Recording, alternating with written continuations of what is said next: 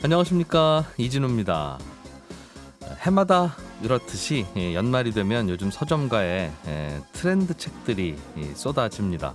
올해는 특히 코로나19를 겪으면서 경제가 어떻게 될지, 내년에는 또 어떤 트렌드가 나타날지 궁금하기도 하고요. 또 그거 예상하는 게 무슨 의미가 있나 싶은 생각도 들긴 하지만, 또 그렇다고 세상에서 벌어질 일들을 미리 다 알 수 있는 방법이 뭐가 있겠습니까? 세상에 예측 가능한 게 과연 있기는 한가 하는 또 그런 근본적인 질문도 스스로 해보게 되죠. 코로나19가 아니더라도 예상치 못한 변수는 언제든지 등장하기 마련인데, 그럴 때 우리의 삶과 경제가 어떤 모습으로 흘러가는지, 우리는 또 어떻게 살아가야 하는지 그걸 분석하고 예상해보는 건 꽤 중요한 일일 겁니다. 오늘 손경제 초대석 시간에는 내년의 트렌드가 어떤 게 있을지, 올해의 트렌드는 어떤 게 있었는지를 정리하는 트렌드 전망 해보겠습니다.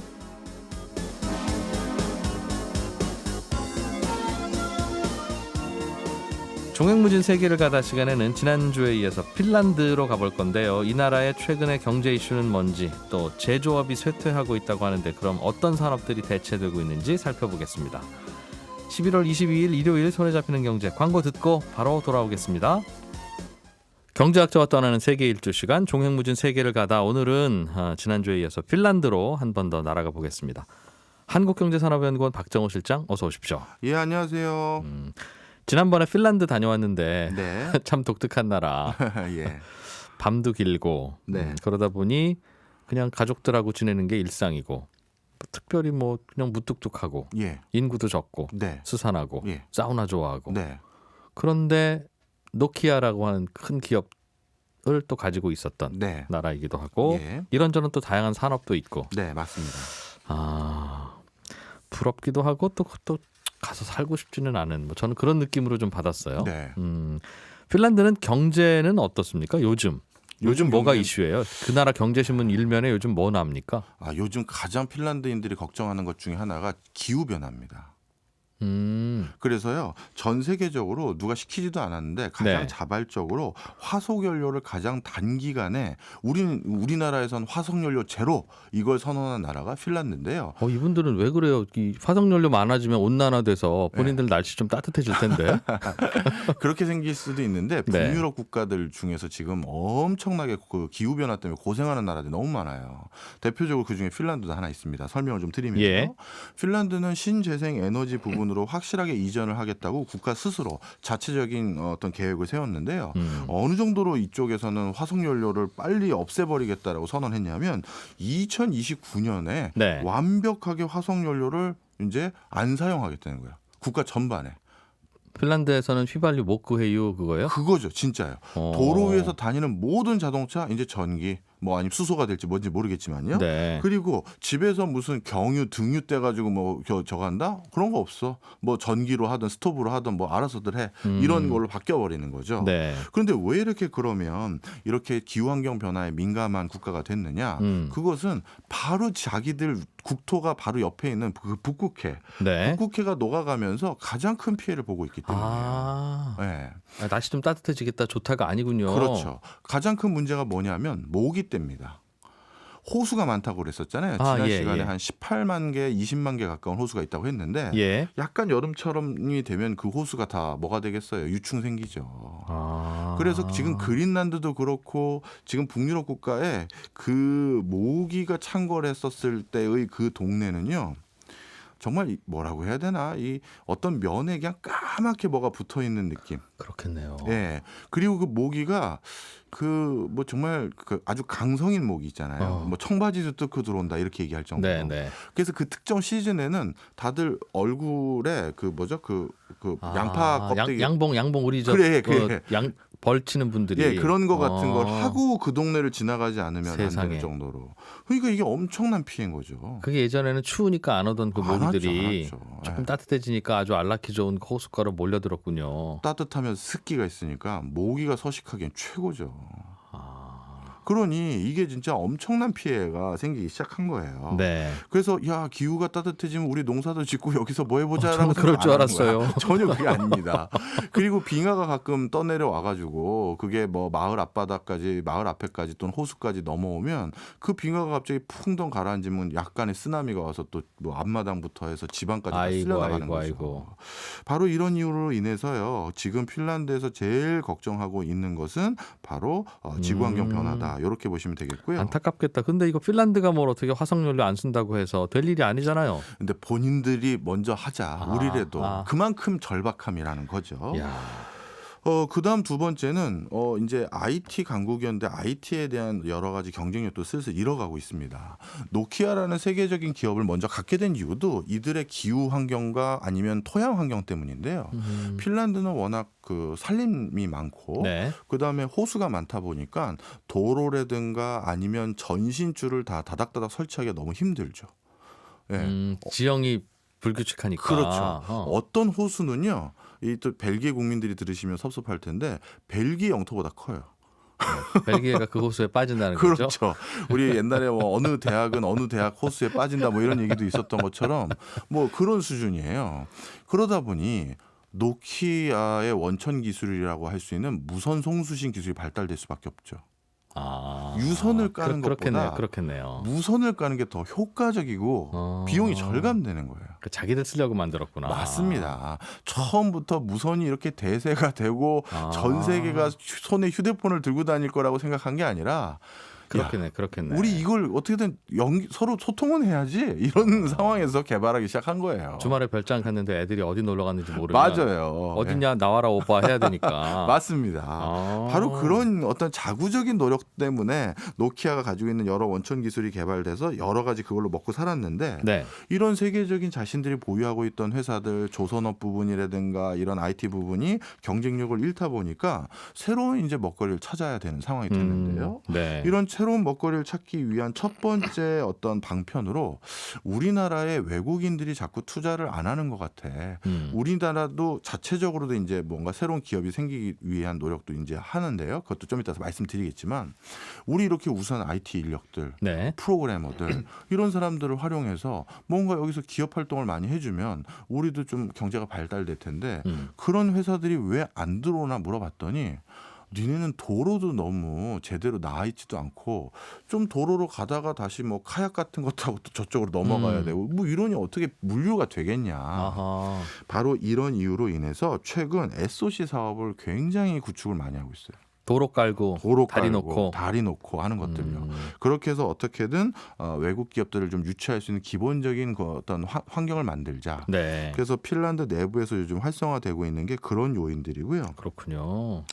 그런데 옛날에 핀란드가 북유럽 국가들 중에서요 굉장히 선도적으로 산업혁명을 먼저 했던 국가들 중에 하나예요. 그렇습니까? 예, 그 이유는 자체적으로 본인들이 산업혁명을 하겠다라고 뭐 해서 뭐 어디 해외 가서 배우고 이걸 한 게 아니라요.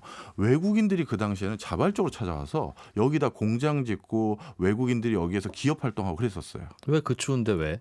바로 산업혁명이 일어나고 나서 이제 어떻게 보면 공장이 조금씩 고도화되기 시작하니까 자신들의 공장의 그 가격 경쟁력을 유지하는데 제일 중요한 요소가 전기료가 쌓여야 되는데 저 핀란드라는 나라는 가만히 봤더니 수력 발전을 하기가 너무 좋은 거예요. 만들어 놓으면 전기는 원가가 없죠. 그렇죠. 그래서 이 사람들이 이제 그 당시부터 벌써 어디 가면 우리 공장을 가장 싸게 돌릴까 하다가 야, 저 북유럽에 갔더니 핀란드는 전기료를 거의 제로로 공급받을 수도 있을 것 같아. 그래서 영국 뭐 저기 뭐 프랑스 이런 많은 곳에서 활동하고 있는 오스트리아도 그렇고요. 이런 곳에 공장 꽤나 크게 운영하는 많은 기업가들이 핀란드에 돈 싸들고 와서 핀란드 수력 발전으로 조달하기 쉬운 곳에 와서 옛날에 크게 공장을 했었었죠. 야, 그 핀란드는 여기 곳곳에 있는 호수들이 정말 고맙기도 하고 그것 때문에 개발도 안 되기도 하고 모기도 그것 때문에 들끓고 맞습니다. 그러나 또 그것 때문에 싼 전기가 가능하니까 먹고 살기도 하고. 그래서 어떻게 보면 핀란드인들에게 회사를 경영하는 거, 그다음 물건을 만들고 판매하는 것들을 배울 수 있는 좋은 기회는 그런 바로 또 지정학적인 환경 때문에 기회가 됐었다. 이렇게 보시면 되겠습니다. 그렇군요. 자, 그런데 이 제조 기능은 뭐 이제 잘 아시겠습니다만 이제 중국이나 한국이나 일본이 상당 부분 가져왔고요. 유럽 그 어느 국가도 독일이나 일부 빼고는 이제 제조 잘 안 하잖아요. 그러다 보니 핀란드에는 헬싱키라는 행정수도 말고는 저 바깥에 있는 다른 데는 옛날 같은 경기가 아닌 거예요. 뭐 공장들이 하나씩 문 닫고. 맞습니다. 그래서 그 저 지방 도시를 가 보면요. 자기 집으로 또 오라고. 왜냐면 갈 데가 없으니까. 가보면 이게 내 주소를 잘못 찍었나 싶은 게 있는 게 외관을 딱 보면 공장이에요. 왜냐하면 옛날 공장. 네, 그 큰 굴뚝 있잖아요. 높은 예, 거 예. 두껍고 예. 그게 저기 있고 진짜 공장 입구 같은 거는 큰 트럭 들어가야 되니까 이렇게 문이 크잖아요. 그렇죠. 그런 게 다 있는데 여기에 살고 있다는 거예요. 공장에? 네, 그래서 이게 뭐지? 그냥 얘는 그럼 그냥 공장을 자기 집처럼 생각하는 건가 했더니 그게 아니라 그런 공장들을 운영했던 외국 기업들이 다 빠져나갔다 보니 네. 그냥 그 공장들을 헐기는 그렇고 그걸 거주지로 다 개조해버린 거예요. 그 큰 공장에 혼자 살아요? 아니죠. 이제 거기를 연립주택처럼 아. 예, 예. 전부 방 만들고 뭐 이렇게 해가지고 이거 운치 있겠는데요? 예, 들어가 보면 또 야 이거 좀 이색적이죠. 우리나라도 슬슬 옛날에 폐공장들 예. 카페로 바꾸고 예. 해서 명물이 된 곳들 많잖아요. 예, 맞습니다. 그런 느낌이에요. 근데 하여튼 외관을 보면 잘못 왔나 싶을 정도로 야. 정말 이것도 최근 공장도 아니고 뭐 19세기에 지은 공장 뭐 이런 거 있잖아요. 그런 공장이 다 오. 집이에요.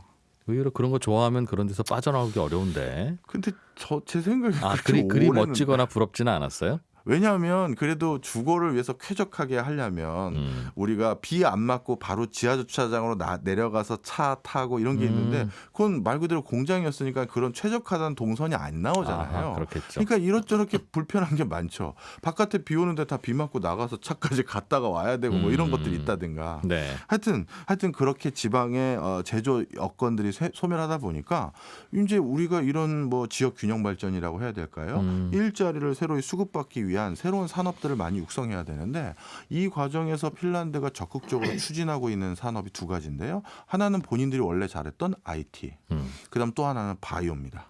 바이오. 네.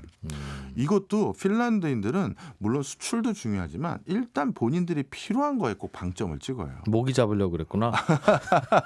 그것도 가능하겠네요.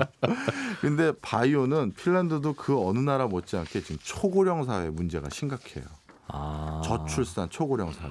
저출산은 자동적으로 초고령이 되게 만들죠. 맞아요. 네. 네. 그러다 보니까 지금 이렇게 핀란드 내부에 나이 든 사람들을 부양하고 계속 그분들에게 사회복지 제도로 의료 서비스를 제공하려고 하니까 당연히 어쩔 수 없이 바이오 산업에 관심을 갖게 됐고요.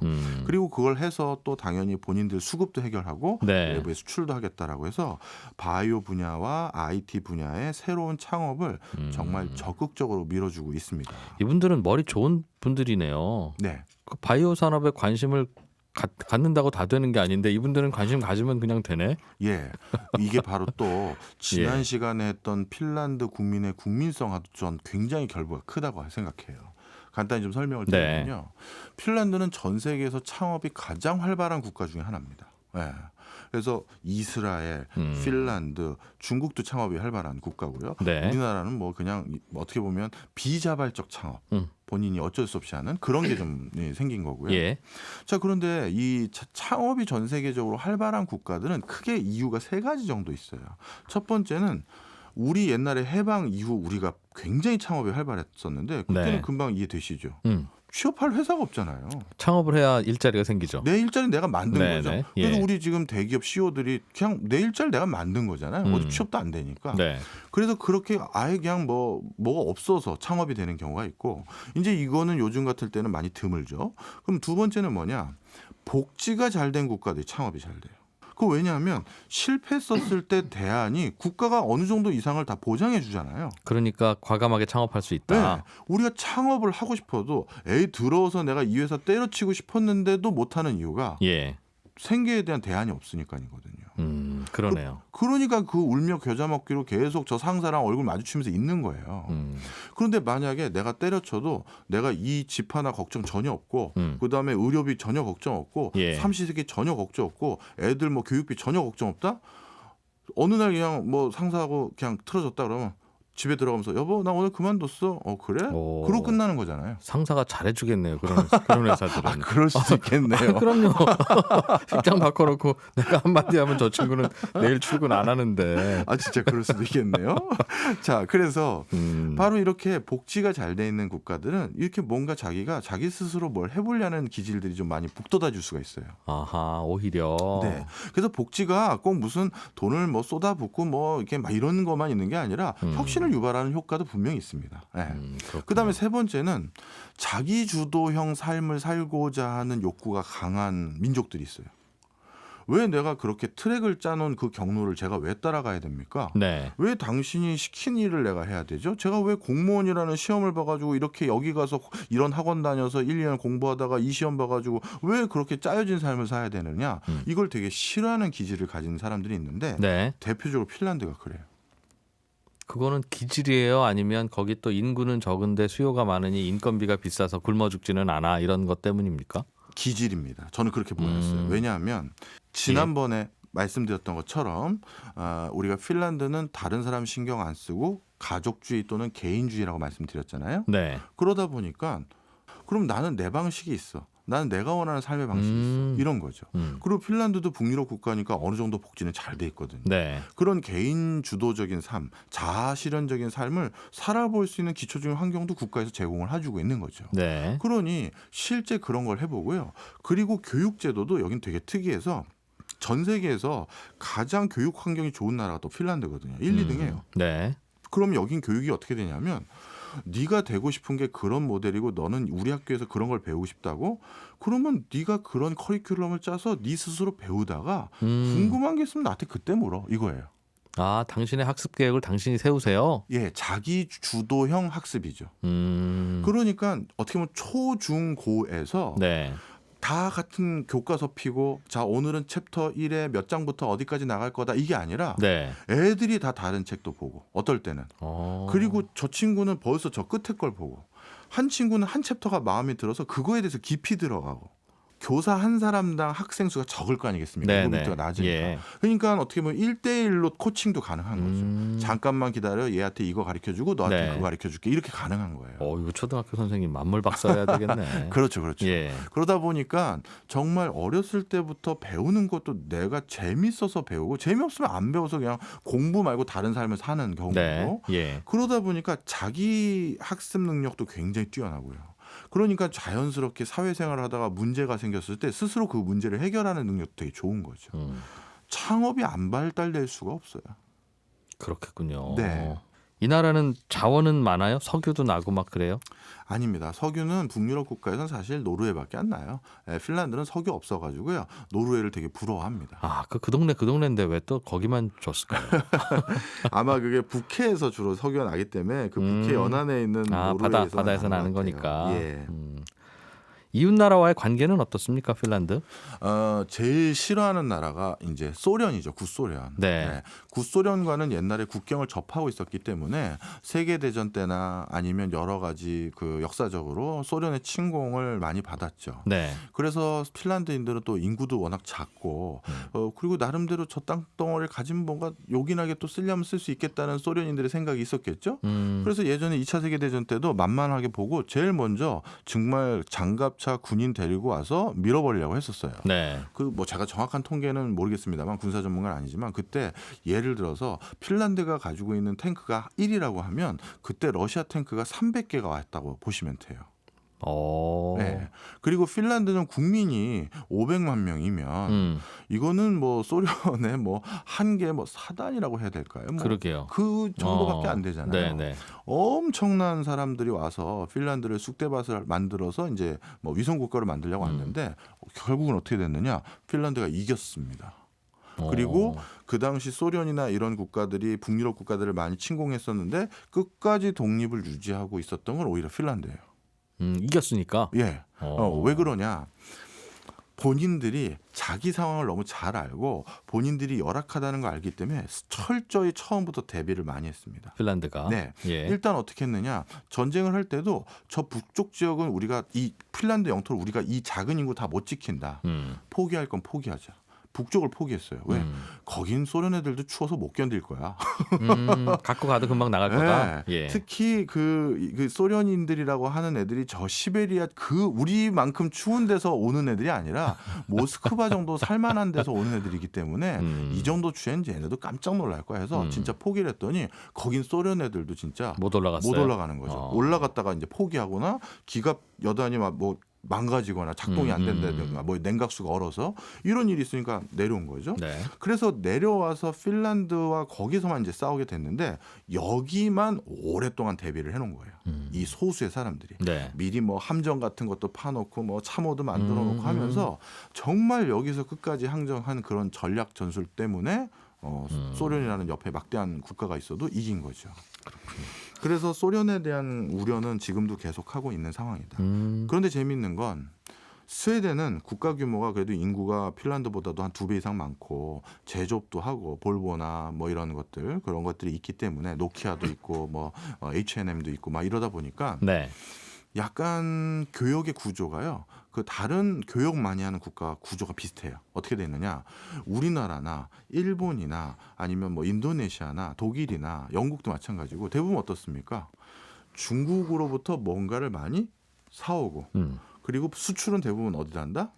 미국에다 하는. 네. 그래서 제1, 2의 교역 국가들이 중국, 미국 이렇게 돼 있거든요. 네. 근데 핀란드는 그렇지 않아요.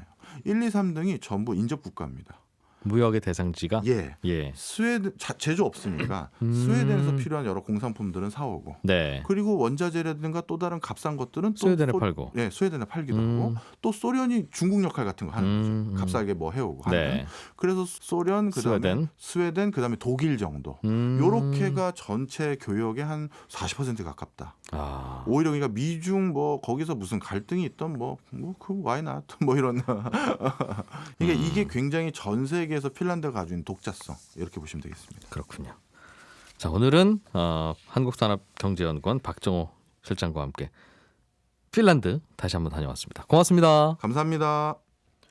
해마다 이맘때만 되면 사람들이 가장 궁금해하는 게 있습니다. 내년에는 세상이 어떻게 흘러갈 것인가. 이런 궁금증을 많은 분들이 갖고 계시다 보니까 당연히 출판계에서는 2021년 트렌드 전망 등등의 제목을 단 책들도 또 연말쯤에 쏟아지고 있죠. 오늘 저희가 모신 분도 내년의 트렌드에 대한 전망서를 쓰신 분인데요. 저희 손경제 초대석에 모십니다만 과거에 경제 콘서트에서도 한번 나와 주신 분입니다. 마크로밀 엠브레인의 윤덕환 이사님 어서 오십시오. 네, 반갑습니다. 네. 연말쯤 다가오면 책 쓰시느라고 늘 힘들죠. 힘들죠. 올해는 특히 힘들었습니다. 올해는 코로나 때문에. 올해도 책은 내셨고. 올해도 책은 냈죠. 한 가지 좀 여쭤볼게요. 네. 정말 트렌드 책이 너무 많아요 이젠. 그렇죠. 서점에 가서 그렇다고 다 골라볼 수도 없고. 네, 맞아요.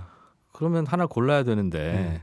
저자니까 한번 여쭤볼게요. 그렇다고 뭐 본인이 쓰신 책 읽으세요 하시지는 않을 뿐이니 긴장된다. 네, 네. 어떻게 골라야 됩니까? 예를 들면 트렌드 책을 한두 권만 읽으려고 하면 윤 이사님도 읽으실 거 아니겠어요? 경쟁서들이니까. 제가 제일 많이 읽을걸요. 제가 예, 엄청 최근에도 이제 나온 지가 얼마 안 되는데 제가 예. 읽은 게 한 6권 정도 됩니다. 벌써. 그러니 네. 한 권 정도만 골라야 되는 분들에게는 트렌드 책 고르는 요령 이런 거 좀 하나 알려주세요. 그게 트렌드 책이 시장이 한 형성된 지가 10년 가까이 돼요. 그러다 네. 보니까 트렌드 책 매니아 분들도 계시고 이 트렌드 책이 일정 정도의 이제 시장을 형성하고 있는데 그래서 이제 이건 맞네 틀리네 하고 이들만의 또 논쟁들이 있는데 이 트렌드에는 항상 그 해에 이제 주장 같은 걸 합니다. 어떤 식의 이제 흐름이 있을 거다. 여기를 이제 관심 있게 봐라. 이런 식의 주장이 있는데 그 주장을 담고 있는 근거가 어디에 있는지를 한번 눈여겨 보시면 네. 이 책의 효용이 어디 있겠구나 이런 판단을 하기 되게 좋으세요. 예를 들면은 어떤 책에는 이제 해외 주재원들의 취재 그건 이제 결국은 선진국들에서 변화가 국내에도 분명히 이제 돌아올 거다라는 전제가 있는 거고 아니면 이제 국내외 뉴스나 여기 근거해 가지고 이걸 범주화해서 분석하는 것들도 있고 이런 책들은 사실은 새로운 아이디어를 얻기는 되게 좋죠. 네. 다만 이제 추가적으로 이게 시장이 진짜 존재하느냐, 요거는 또 다른 어떤 고민의 과정이 필요한 거고요. 이미 다른 나라 트렌드 소개서 그렇죠. 같은 경우에는 딱 그 정도로 유용하다. 예, 이게 소비자의 유형별로 보면 상위 한 뭐 5% 내외 선도 소비자들의 행태를 추적하는 거니까 요 행태가 이제 따라갈 거라는 추적은 각자가 하셔야 됩니다. 사실은 수고를 들여서. 저희가 저 트렌드 리포트 같은 데서 전해드리는 그런 이야기들이 그렇죠. 주로 그런 거죠. 이게 신박하고 되게 좋아 보이는데 이게 대중시장을 열 거냐 하는 고민은 또 다른 과정을 통해서 한번 확인하시면 될 것 같고 네. 또 다른 분류의 트렌드 책들에는 뭐 예를 들어서 빅데이터 분석이라든지 저희 같이 리서치 데이터를 이렇게 분석하는 책들이 있어요. 이런 책들의 전체적인 느낌이 뭐냐면 그 50%딱 중간 평균의 중간 시장 대중들이 움직이는 흐름을 얘기 드리는 거니까 이 흐름은 아마도 내년까지 지속될 가능성이 매우 크다. 네. 근데 다만 이 흐름의 책들은 대체로 저희 책을 포함해서 재미가 없어요. 다 알고 있는 거야. 네네. 이렇게 이제 비판을 많이 집콕이 받아요. 트렌드입니다. 그럼 알죠, 당연히. 그렇지만 이제 그걸 놓치시는 분들이 없기 위해서 이게 사실은 이게 뒤에도 나오겠지만 자기중심성이 굉장히 강해지는 시대적 분위기가 있거든요. 네. 그래서 이런 식의 확인 과정이 꼭 필요한데 저희 책도 매니아분들 계신데 제일 재미있는 파트는 저자 소개 파트다. 뭐 이런 식의 얘기가 있어요. 이렇게 셀프 디스를 오늘 이제 하게 되네요. 그래서 요거를 입체적으로 신규 아이디어가 필요하신 분들을 읽는 책들하고 아니면 대중의 흐름이나 어떤 여론의 흐름 쪽에 맞는 그 트렌드의 큰 흐름을 보실 분들 입장에 따라 가지고 좀 골라보는 관점을 가지시면 더 좋을 것 같다. 이 얘기를 드리고 싶습니다. 내년이 어떻게 될지는 모르는 거고 사실은 그렇죠. 예. 책 제목들이야 2021년 전망이거나 트렌드이지만 그렇죠. 그러나 많은 대중들의 흐름을 전망해주는 책도 있고 아니면 매우 소수의 얼리 어답터들의 흐름을 전망해주는 그렇죠. 책이 있으니 각자가 이제 장단점과 알겠습니다. 필요가 있다. 윤 이사님은 내년 전망할 때 뭘 사용합니까? 그냥 내 느낌을 쓰시지는 않을 거고 어떤 데이터를 활용해서 트렌드를 파악해요? 그게 이제 그 작년 강의 대중 그 강의 때도 뭐 그런 얘기들을 작년 강의 시간 자체가 너무 짧아가지고 빨리 하다 보니까 장표에서 보여주는 것들 읽어주고 가는 게 아니라 그냥 얘기를 하는 거라 이거를 오디오로만 들으면 뇌피셜이네 이렇게 생각하시는 분들이 계셔요. 네. 그래서 사실은 저희는 리서치 데이터로 다 이제 확인을 합니다. 그래서 한 50% 내외에서 반응이 있거나 뭐 20, 30% 낮더라도 이전에 뭐 한 5%대에서 급격하게 성장한 거니까 퍼센티지로 급격하게 성장하거나 아니면 중간 정도 평균적인 반응이 좀 더 높은 설문조사해요? 그 설문조사를 하죠. 예를 들면 어떤 결과를 어떤 설문에다 물어봐요? 예를 들어서 뭐 이게 이제 오늘 소비 시장과는 조금 멀 수도 있는데 뭐 정부에 대해서 발표돼서 신뢰도가 30% 내외 정도로 나왔어요 올해. 네. 예. 그 뭐 이제 전염병이 시작되는 시점에 저희가 조사를 해봤을 때 그러면은 낮은 편이잖아요. 정부에 대한 신뢰도가 낮은 편인데 이게 2015년도에 비해서는 대단히 높아진 겁니다. 그때 한 4, 5% 정도밖에 워낙 낮았거든요. 그러니까 이런 추세 같은 것들이 주는 영향 같은 것들을 이제 분석하는 거죠. 매년 비슷한 설문조사를 하다 보니 네네, 그렇습니다. 여기에 대해서는 답변의 트렌드가 달라지는구나. 그렇죠. 그렇게 해서 자 그러면 내년 트렌드 그리고 요즘 사람들의 트렌드를 한꺼번에 결국은 배우게 될 텐데 네. 어떻습니까? 요즘 사람들은 뭐가 특징이며 내년에 우리는 어떤 특징을 갖게 될까요? 그게 이제 요새 인터뷰를 해보면 그 인터뷰 트렌드가 한마디로 정리해달라 이런 거예요. 그래서 한마디 준비했습니다. 제가. 지금 저처럼. 네, 네. 그렇죠. 한마디 정리를 해보면 인간관계가 급변하고 있습니다. 지금. 이게 단순히 이제 직관적으로 비대면이니까 안 만나는 게 트렌드란 얘기인가 이럴 수도 있는데 네. 지금 이제 안 만나게 되는 상황이 그 정부 권고도 그렇고 사실 반강제적이잖아요. 네.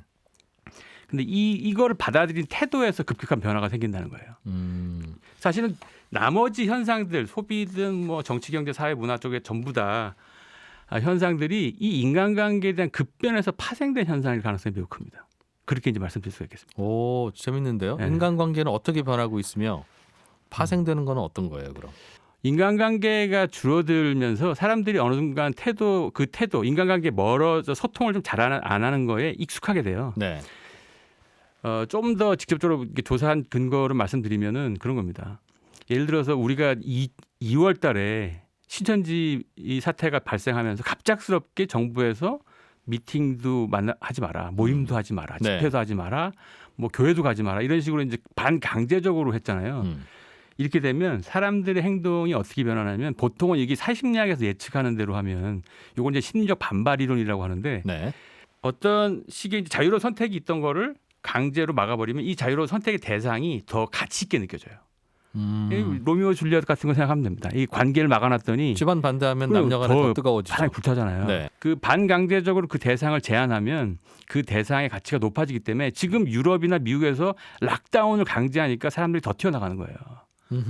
이제 그런 측면에서 보면 우리가 측정해 보면 바로는 되게 특이한 결과가 나타났습니다. 어떤 거예요?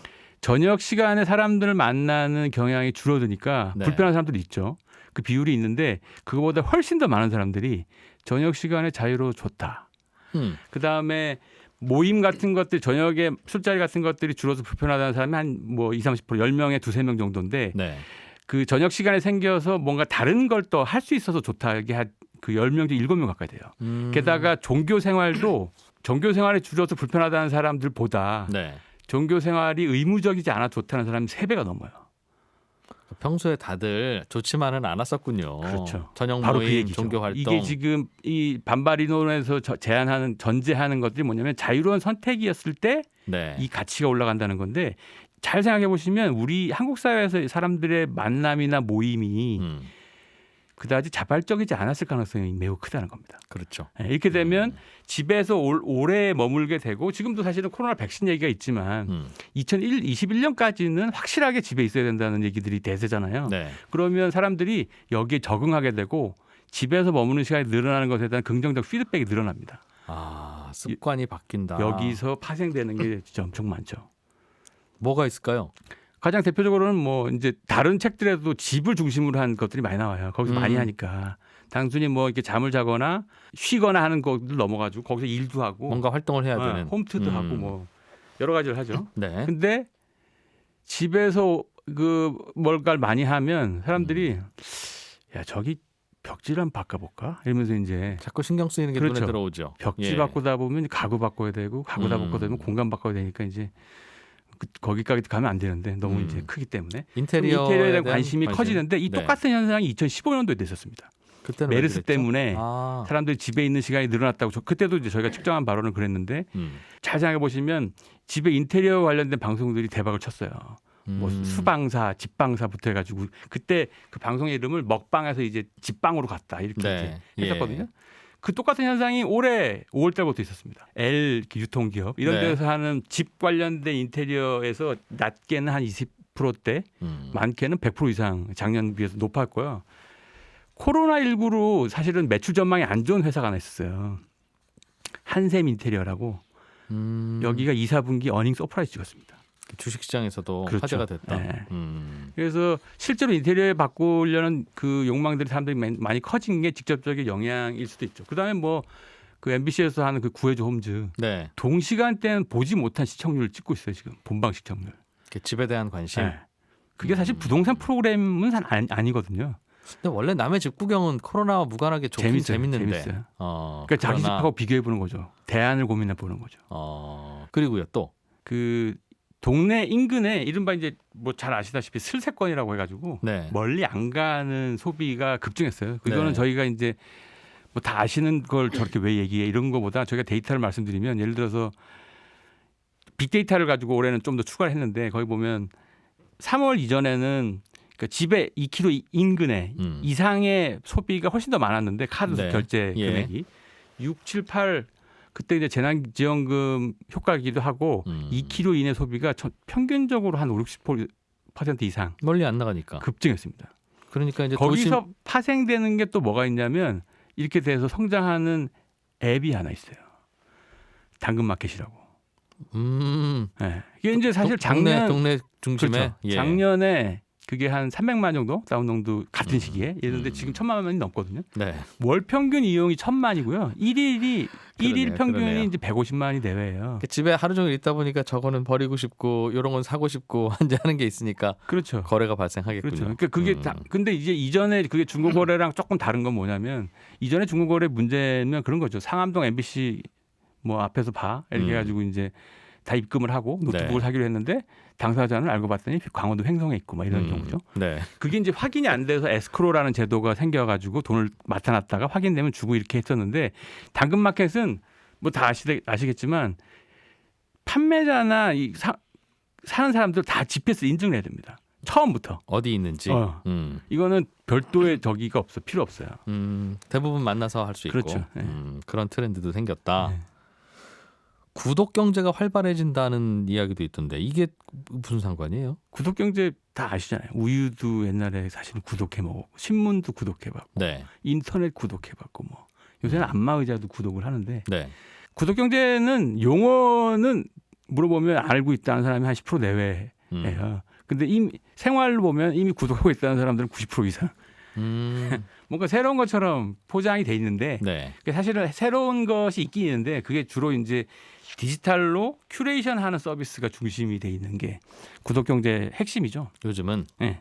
디지털로 큐레이션 한다는 건 뭐죠? 정보에 대해서 좀 더 자세하게 쉽게 혹은 골라주고 서비스해주고 풀어주는. 그렇죠. 음, 그게 이제 산업적으로 크게 전망을 하는 사람들도 있고 뭐 스위스 크레딧 은행인가 그런 데서 뭐 전망하고 있는데 그거는 뭐 다른 전문가분들이 예상을 해주시겠고 네. 소비자 소비자 입장에서 이 구독경제가 주는 서비스는 저희가 조사를 통해 가지고 알게 된 거는 세 가지예요. 경험의 확장, 시간 절약, 그다음에 저렴한 개인화 같은 거예요. 그러니까 누가 뉴스 설명해주면 딱 세 가지가 얻어지는 거네요, 그렇죠? 근데 이제 저희가 조사해본 바로는 이 구독경제 서비스의 근간에 있는 소비자들의 니즈가 네. 경험의 확장 쪽에 아주 포커스가 맞춰져 있다기보다는 돈이 없기 때문에 생기는 겁니다. 에잉? 왜요? 그게 저희가 조사를 해보면 돈이나 시간이 조금이라도 늘어나면 그러니까 구독경제 결국 빌리는 거잖아. 이 한시적인 시간 동안에 내가 빌리는 건데. 우유 배달이든 신문 배달이든. 그렇죠. 배달은 이제 뭐 그렇게 다른 서비스를 거고. 소모해버리는 거가 아니라 예를 들어서 안마의자나 이런 것들은 네. 예. 그런 물리적인 실체가 있는 상품들은 이제 빌리는 건데 빌리기보다 사겠다는 의견이 월등히 높아요. 그러니까 이제 거기서 경험의 확장이라고 하는 니즈를 잘 한번 해석을 해야 되는데 네. 내가 가지고 있는 시간과 돈이라는 자원이 한정돼 있으니까 이 안에서의 가성비 있는 소비를 하고자 하는 니즈가 깔려 있는 거죠. 네. 요거를 정확하게 잘 표현한 그 사람이 수만 사카르라고 저렴한 개인화. 이게 이제 핵심적인 니즈라는 건데 기본적으로 개인화는 개인화인데 이게 네. 무조건 저렴해야 된다는 겁니다. 그게 이제 핵심적인 세대가 이 구독경제 핵심 세대가 MZ 세대라고 해가지고 20, 30대거든요. 네. 20, 30대는 기본적으로 소비에 필요한 가용 자원 자체가 작기 때문에 경험에 막 확장을 하고자 하는 어떤 세대의 특징이 있고 그래서 이 접점이 뭐로 맞춰지냐면 디지털 경제에서 뭔가 다양한 경험을 하는 문화 상품 쪽에 있는 거죠. 그래서 뭐 특정 브랜드를 말씀드린다면 넷플릭스나 예를 들어서 뭐 멜론이나 바이브 이런 식의 이제 음악이나 문화 콘텐츠 서비스에서 좀 더 구독 경제가 적합한 서비스다고 사람들이 보는 것 같습니다. 방금 말씀하셨던 정수기나 안마의자의 그걸 구독 경제라고 하는 건 제가 보기에는 그냥 갖다 붙인 것 같고요. 맞습니다. 그게 할부 판매지 그게 네. 무슨 구독 경제예요? 할부 판매죠. 할부는 몇 년 지나면 할부 그 소유권을 주는 거예요. 왜 할부하냐 하면 목돈 없으니까 할부하는 거니까 그렇죠. 뭐 그거하고 다른 정말 그 서브스크립션을 하는 구독하고는 조금 다른 듯하기는 한데 아무튼 비싸면 그거는 좀 쉽지 않은 모델일 수 있다는 그렇죠. 건 근데 고민거리네요. 구독 경제가 사실은 코로나 이전에도 주목받는 비즈니스이긴 했는데 코로나 때문에 그럼 뭐가 달라졌느냐? 예를 들면 그 작년까지만 해도 구독 경제가 이렇게 주목받는 시장일 때 네. 다양한 분야의 구독 상품들을 많이 이제 전망을 밝게 봤어요. 그 중에는 명품 의류나 명품 액세서리를 대여해주는 그 비싸니까 네. 아니면 의류 같은 것들 정기적으로 계속 바꿔서 주는. 음. 근데 이 두 가지 서비스가 현재 지금 잘 안 됩니다. 왜냐하면 비대면 상황이고 사람들을 안 만나기 때문에 네. 그 니즈 자체가 굉장히 줄어든 거죠. 그렇겠어요. 재택근무도 꽤 늘어났는데 네. 그 늘어난 것이 앞으로 뭐 다시 코로나 사라지면 다시 돌아오겠지가 아니라 뭔가 이게 세상을 또 바꿀 겁니다. 사람들의 습관이 바뀌어서 이제 다시 안 돌아옵니다. 하는 부분은 어떤 게 있을까요? 그게 재택근무가 저희가 2016년에 조사를 해본 바로는 한 7%대 내외예요. 근데 이게 또 작은 숫자는 아닙니다. 물론 이게 재택이 불가능한 직장인들 다 포함한 조사이기 때문에 그게 올해 4월 달에 했을 때 한 21%, 3배 가까이 늘었고요. 한 달 텀을 두고 거기서 다시 한 30%대까지 늘어났고 재택근무를 최근에는 합니다라는 반응이 예, 경험을 해봤다. 네. 이게 최근 조사로는 한 40% 가까이도 올라갔어요. 이 이 정도가 되면 상당히 많이 경험들은 하는 경험들을 건데. 하는데 그럼 도대체 이 경험이 뭐가 바뀌는 거냐? 네. 잘 생각해 보시면 재택근무는 일의 내용을 빼놓고는 공간은 완벽하게 통제권이 개인한테 있는 거예요. 예. 그러니까 원격 근무라고 해서 재택근무를 포함시켜서 그냥 통쳐서 분석을 하면 이게 잘 안 보이는데 예를 들어서 어떤 카페에서 일하게 한다거나 그 이제 뭐 대기업 같은 경우에는 다른 별도의 가까운데 스테이션이 있는 데잖아요. 거기 가서 출근해서 일을 해도 된다. 이렇게 되면 거기도 결국은 회사예요. 네. 근데 회사는 공간인데 아니면 카페 같은 데서 주변 사람들의 그 시선이 있으니까 이거를 빼고 재택근무는 완전히 집에서 하는 거기 때문에 그 공간에 대한 장악력은 개인이 있습니다. 간단하게 휘리릭 정리를 하면 좀 더 잘 먹고 잘 챙겨 먹고 좀 더 많이 잡니다. 그리고 전체적인 만족도가 어마어마하게 높습니다. 혹시 이제 이걸 들으시는 네. 관리자분들의 임원분들은 재택근무하면 딴짓 하는데 딴짓 많이 해요. 근데 저희가 다른 걸 재보면 회사 다닐 때도 딴짓 많이 합니다. 예, 여러 가지 그렇죠? 그거를 예. 되게 근사한 용어가 있어요. 딴짓, 공허노동이라고, MT 레이버. 공허노동? 예, 스웨덴에 있는 한 사약자가 명명을 했는데 그걸 이제 공허노동이라고 한다고 공허한 하더라고요. 노동이라는 공허한 뜻이에요. 노동. 회사에 있는데 일을 안 한다는 거죠. 어쨌든 그렇게 근데 이 재택근무에서 그래서 재택근무자들의 어떤 이 경험이 뭐가 다르냐를 저희가 따로 측정을 해가지고 알려봤더니 그것도 간단히 정리하면 사람들이 일을 굉장히 효율적으로 자기 시간에 맞게 효율적으로 인식해요. 네. 그리고 일을 명확하게 하는 것들을 좋아합니다. 그다음에 직장 상사로부터 감정 노동으로부터도 굉장히 벗어나 있고 해방되니까 집중하게 되는데 여전한 건 뭐냐면 업무 스트레스는 10명 중 9명 이상이 느껴요. 그거는 회사나 공간에 있는 사람하고 거의 똑같아요. 뭐 회사 일이라는 게 원래 그러니 가장 중요한 게 네. 뭐냐면 근거를 남겨야 된다는 스트레스가 있는 거예요. 내가 일했다는 증거. 네, 네. 예전에 그게- 책상 앞에 앉아 있는 걸로 다 입증이 됐는데. 그렇죠. 이게 열심히 잘 성과가 안 나오는 것도 있는데. 네. 근데 이 과정을 통해서 제일 사실 괴로운 거는 중간 관리자 이상의 선배들이에요. 특별하게 한 일은 없지만 하루 종일 분주해 보였던 그분. 별 지장 다니실 때 별로 안 좋으셨나 봐요, 선배한테. 어쨌든 그게 이제 왜 그러냐면 그런 것도 있어요. 물론 이분들의 대부분의 일의 형태가 회의나 보고를 이끌어가는 것들로 이제 정리돼 있기 대면 형태로 돼 있기 때문에 이게 없어지면 네. 이분들의 일의 정체성이 흔들리는 것도 있고 그건 이제 회사에 따라서 그 좀 부가적인 문제가 될 수도 있는데 더 중요한 문제는 이 후배 사원들이나 이제 후배 직장인들은 대체로 일을 명확하게 하는 걸 좋아합니다. 그걸 요구하게 됐어요, 지금. 네. 근데 이 기자님도 잘 아시겠지만 이 일을 명확하게 한다는 건 대단히 힘든 일이에요.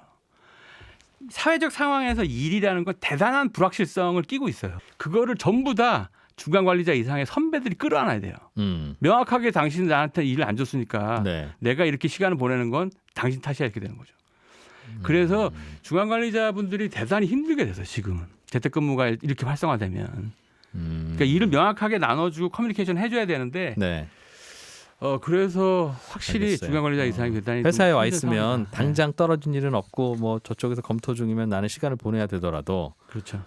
그래도 회사에 비슷한 걸 하고 앉아 있는데 네. 집에 있으면 그 사이에 이제 에어로빅 한다 이거죠. 그러면서 책임은 차장님이 정확하게 의사결정을 아니, 안 내려줘서 업무 지시가 없잖아요. 이메일이 없잖아요. 뭐 이렇게 되는 거죠. 다시 돌아올까요? 그럼 사무실 근무로 아니면 재택근무자 경험자들이 만족도가 84%입니다. 이 정도면 네. 못 들어와요.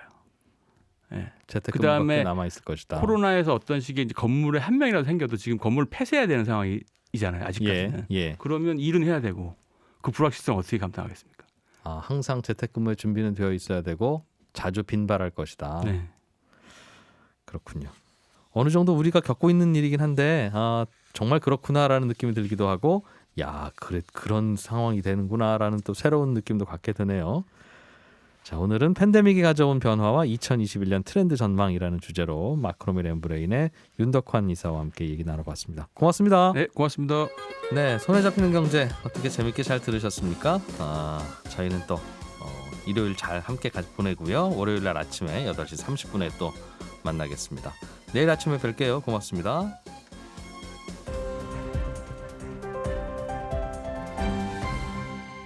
경제를 생각하는 사람들의 즐거운 습관. 이진우의 손에 잡히는 경제.